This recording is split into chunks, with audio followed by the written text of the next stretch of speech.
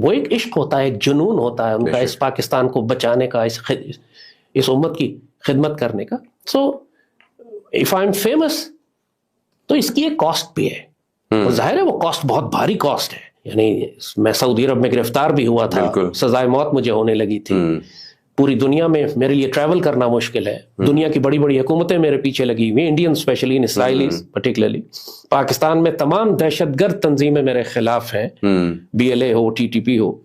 پاکستان کی تمام بڑی سیاسی جماعتیں میری خون کی پیاسی ہیں. کی عزت کے بارے میں انہوں نے بڑی بات کی آرمی چیف نے, اور اس کے بعد جو پاکستان تحریک انصاف نے اور جو اپوزیشن نے بتایا کہ جناب جو کچھ عورتوں کے ساتھ ہوا ملٹری اسٹیبلشمنٹ کی ایما کے اوپر, اور جو ان حکومتوں نے جن کو ملٹری اسٹیبلشمنٹ کی بیکنگ سپورٹ حاصل ہے. نون لیگ کے صدر نواز شریف اور وزیر اعلیٰ پنجاب مریم نواز سے پنجاب اسمبلی کے ارکان کی ملاقات. نواز شریف نے ارکان اسمبلی سے گفتگو کرتے ہوئے کہا بدقسمتی ہے کہ ترقی کرتا ہوا ملک ٹریک سے اتار دیا گیا. نائب وزیر اعظم اسحاق ڈار اقوام متحدہ کی سلامتی کونسل کے اجلاس میں شرکت کے لیے نیو یارک پہنچ گئے ہیں.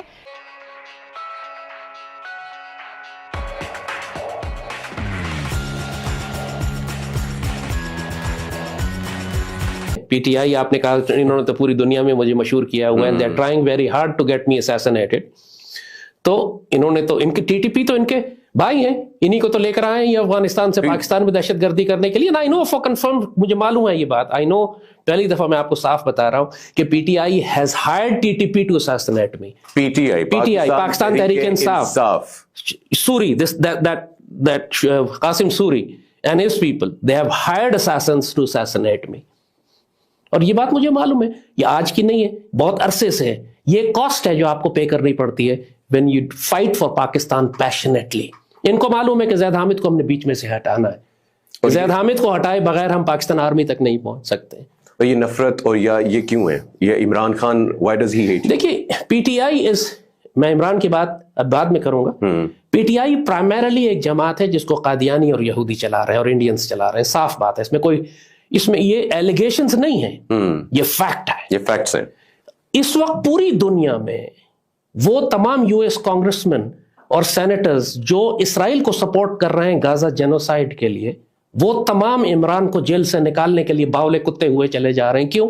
ٹویٹس کر رہے ہیں فری عمران خان, ہر طرح سے پورا پریشر بلڈ کر رہے ہیں, چاہے بریڈ شرمن ہو, چاہے وہ باقی اور وہ جو ایک ڈاکٹر آصف محمود ہے جو کہ PTI کا پریزیڈنٹ ہے امریکہ کا, ہی از اے نون قادیانی. وہ بریڈ شرمن کے ساتھ بیٹھ کے پاکستان کے خلاف, بریڈ شرمن وہ ہے جو کہتا ہے سندھ توڑ کر بلوچستان توڑ کر الگ کر دو, پھر کہتا ہے عمران کو رہا کرو. What do you want me to make out of this? اب کیا میں کیا روتھ چائلڈز, راک فیلرز کے اور گولڈ سمتھس کے رشتہ دار نہیں ہیں آپس میں؟ کیا عمران کے بچے یہودی نہیں ہیں؟ کیا عمران کے بیٹے اسرائیلی سٹیزن نہیں ہیں؟ مطلب what are you trying to tell me? آپ اگر مجھے یہ کنونس کر رہے ہیں کہ عمران انفلوئنس نہیں ہوتا اپنے بچوں سے اور اپنے بیٹوں سے. ایک مرتبہ عمران سے میں نے پوچھا تم شادی کیوں نہیں کرتے, یہ جب اس نے شادیاں کو سلسلہ شروع نہیں کیا تھا, یہ اس سے پہلے کی بات ہے, میں نے پوچھا اس سے بنی گالم یار تم شادی کیوں نہیں کرتے؟ کہتے میرا بیٹا مجھے روکتا ہے.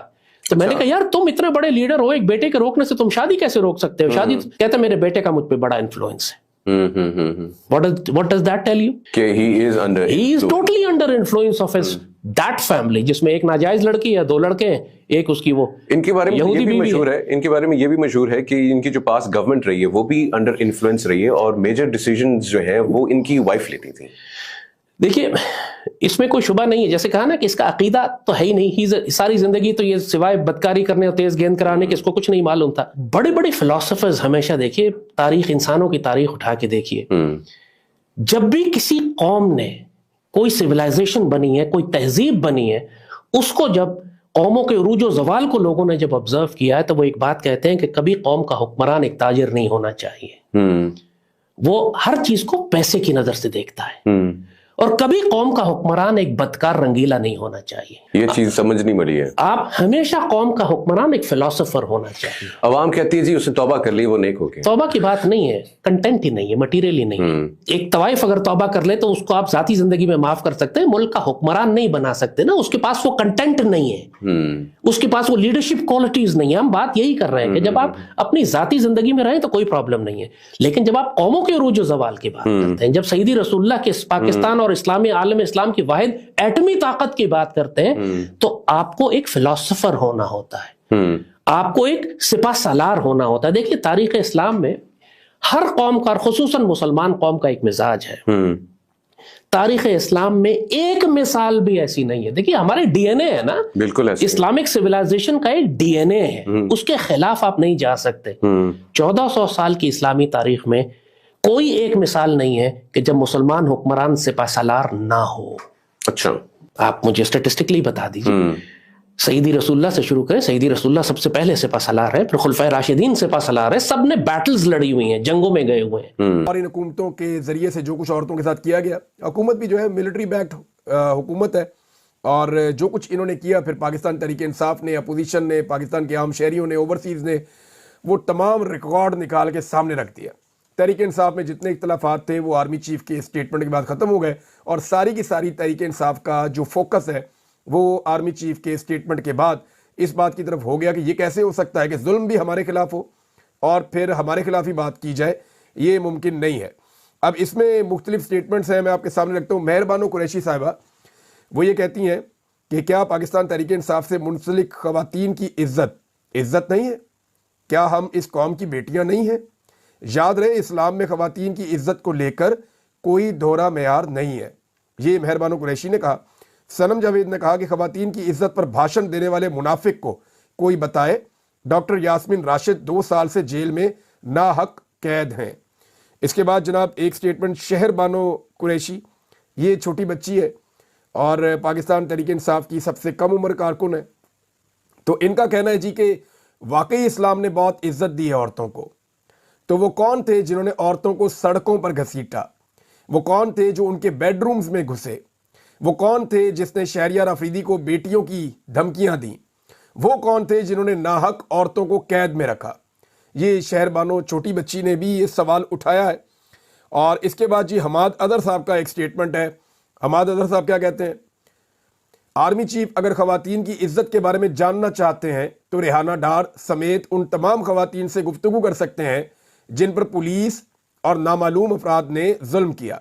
سعد اللہ بلوچ اور شاہ محمود قریشی سے بات کر لیں جن کے گھر کی خواتین کو اغوا کیا گیا. یعنی وہ بہو بھی اٹھا لی تھی نا شاہ محمود قریشی صاحب کی. اگر کوئی کسر رہ جائے تو آدم سواتی والا سانحہ بھی موجود ہے. یہ جناب حماد اظہر صاحب کا سٹیٹمنٹ ہے. میاں وقاص محمود صاحب نے ایک ٹویٹ کیا، مجھے بڑا تکلیف ہوا وہ پڑھ کے، اور میں وہ آپ کو پڑھ کے سنا دیتا ہوں. میاں وقاص صاحب کہتے ہیں جی کہ میری عظیم ماں، میری بہادر ماں، میری دلیر ماں. عمران بھائی آپ کو آپ بیتی بتاتا ہوں. جس رات ان کے ساتھ یہ واقعہ ہوا میں ملک چھوڑ کر جا چکا تھا. ماں جی لہو لہان تھیں. اکلوتی چھوٹی بہن کا بازو توڑ دیا، گھر توڑ دیا. میرے 2 بھائیوں کو اغوا کر کے لے گئے. جب ان کی ویڈیو گلی کے ایک لڑکے نے مجھے بھیجی لگتا تھا جیسے قیامت ٹوٹ پڑی ہے. میں نے کال کی اور کہا کہ ابھی میں ملک واپس آ رہا ہوں. میری ماں روتے روتے ایک دم خاموش ہو گئی. مجھے کہا خبردار ایسا سوچنا بھی نہیں، تجھے ڈھونڈ رہے ہیں، تو پکڑا گیا تو پتہ نہیں درندے تیرے ساتھ کیا کریں گے. سب کچھ اجڑ چکا تھا. پھر بھی نہیں، میری ماں نے کہا کہ پارٹی چھوڑ دو، میرے بیٹوں کو واپس لاؤ. کہتی ہیں بیٹا ہم نہیں کہتے پی ٹی آئی چھوڑو، عمران خان کا ساتھ نہیں چھوڑنا. یہاں میں ہوں نا، برداشت کر لیں گے، برا وقت ہے گزر جائے گا. تم اپنی آواز پہلے سے زیادہ طاقت سے اٹھاؤ. میرا پتر بالکل پریشان نہیں ہونا. سچ کا ساتھ دے رہے ہو